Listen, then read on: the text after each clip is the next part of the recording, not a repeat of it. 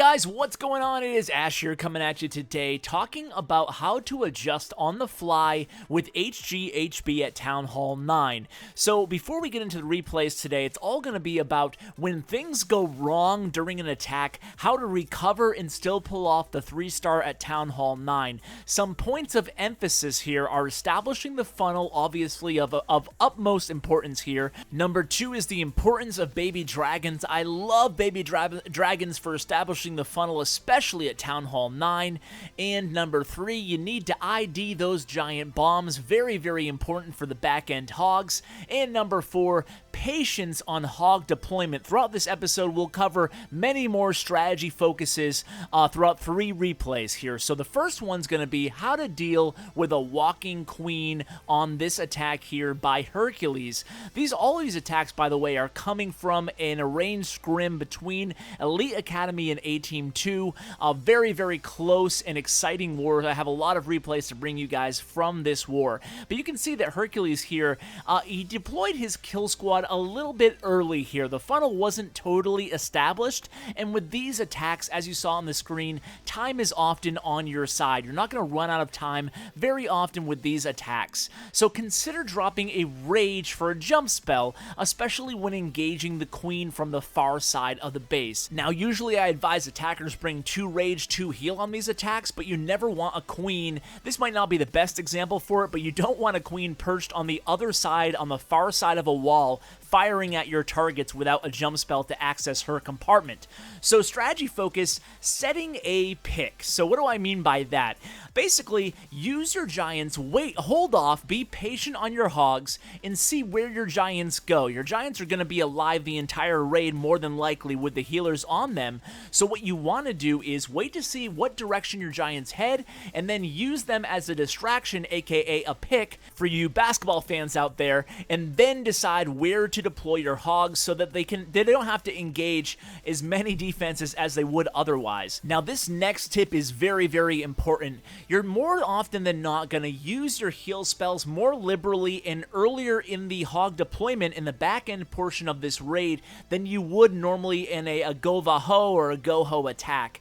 You have 2 heal spells, and you only have about 10 to 15 or so, 16 hogs on this type of army comp here. So you want to keep your hogs alive, ideally throughout the entire raid, and because you have 2 hogs and you're not counting on them to take out the entire base, you can actually use your heal spells a little bit earlier to make sure you keep the hogs alive the entire raid. Now, on this second raid here, we're going to cover what to do and how to react when your kill squad totally separates here. So the queen is going to absolutely separate from all the giants, and then some of the bowlers are also going to take a walk here. So if you engage the clan castle right away, guys, consider dropping 1 or 2 of your baby dragons and adding 3 wizards, because, you know, if you miss with the poison spells against whatever's in the clan castle, you might be in for a long, or a very short raid, I should say, because those clan castle troops, if they're fast moving or if they split up, you're not going to have anything that's going to be able to target air, because at that point,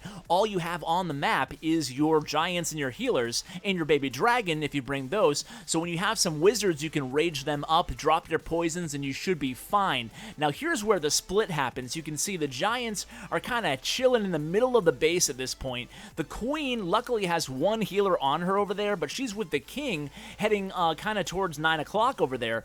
And now this is very important here. You got to ID where the giant bombs might be before you go into a base. Now, there's one obvious area where there might be a giant bomb over here near that archer tower around 2 o'clock and between the archer tower and the cannon.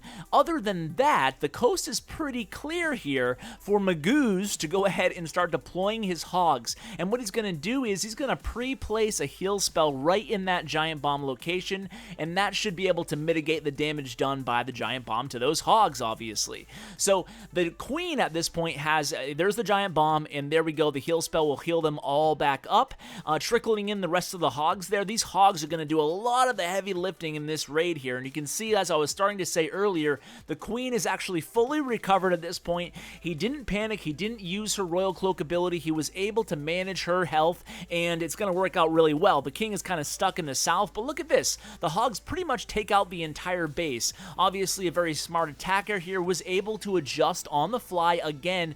Didn't really even have to use either hero ability at all. A very nice recovery there by Magoose. So on the third replay of the day, we're going to deal with how to deal with a walking king. In the first replay, we talked about a walking queen. In the second replay, we talked about both heroes separating from the giants. In this one, we're going to cover what happens if your king walks. Now, on this replay, the entry point was a little troublesome from a funnel standpoint, right? Because look at that elixir collector and the gold collector. That's a lot of real estate to clear out with a baby dragon or whatever you're bringing to funnel, right? And I did say the rule of 22, by the way. I just want to explain that. That's my own self-imposed rule when I do these attacks, but I never like to dedicate more than 22 troop space to creating the funnel. So that could be 2 dragons and just use 20 troop space, or it could be 1 dragon and 3 wizards taking up the entire 22 troop space. So that's what I kind of self-impose for my funnel creation, if you will. So a king can usually hold his own along a base perimeter, unlike the queen, so it allows you a little bit more flexibility when choosing your hog deployment location. So you can see that Caesar here decides to try to take out this little quadrant over here near the enemy barbarian king. He uses a heal spell, but that Tesla is actually going to do a number on his hogs,